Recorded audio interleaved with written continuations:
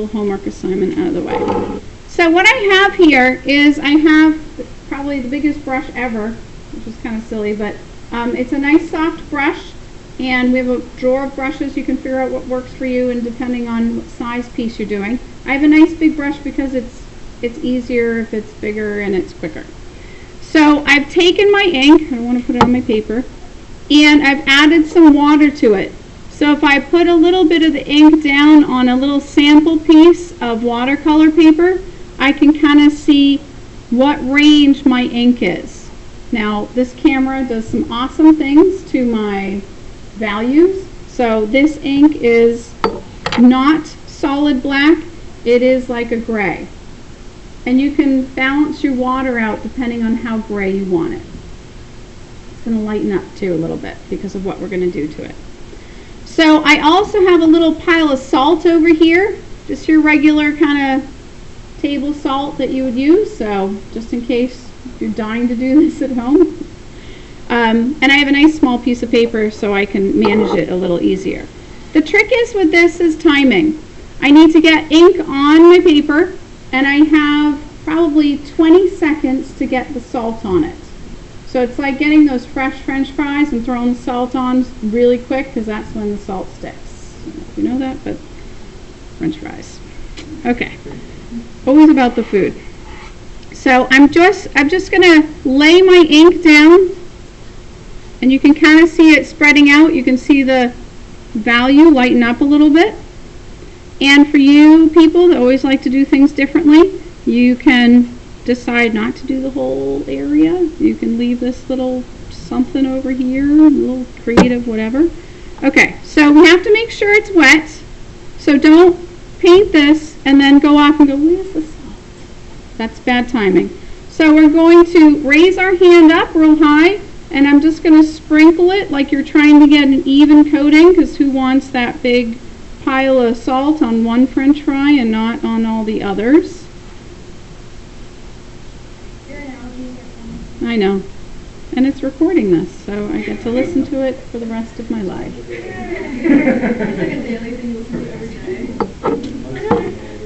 Lessons by Almeida.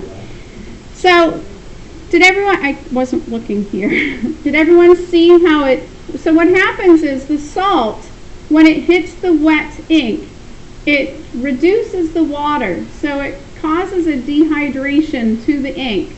So it pulls the water out of it and it concentrates the ink in areas. And I'd like you to try a sample of this before you dive into your final project, because you might not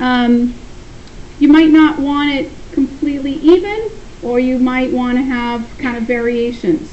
The one thing I would tell you is not to go back in. So if you messed up on something and it wasn't wet because you didn't do it fast enough, because you didn't get your supplies together quick enough, you can't put the ink back on and then throw the salt on it again. Okay? Again, it's like throwing your French fries back in the fryer and then taking them back out. There will be no salt. Okay? So, for your homework, what I have here, just ignore my SCAD commercial. So I have a little hieroglyphic here. You can read it whichever way you want. And basically, wow, my gray paper is so, there it is. Okay, so I have some ink wash paper already that's been lightly salted, not really, someone didn't do well with this, so I took it. But we're going to take our charcoal pencil and chalk pencils, and we're going to make a drawing of our little hieroglyphic here. So basically, as you find your values, you're going to check out the different shapes. You can focus on an area and zoom in, by the way. So this is just crazy too much detail. I honestly wouldn't do the whole thing. But you're going to represent those values. So I'm going to pick this dark value right here, throw my charcoal in there, and make kind of that darker edge. Also notice that the watercolor paper, if you've ever drawn on watercolor paper, has a texture to it already. And then when you have the highlights to your image, you're going to go in with the white chalk and lighten it up. Now, this is why we did one of those drawings of the chalk and charcoal, is I try to get you to keep them separated. I don't know if you know what happens with this charcoal and chalk together, because once you start mixing them, they turn into this funky brown, light gray stuff, and it's just not pretty. So you really want to make sure that you know where your values are going.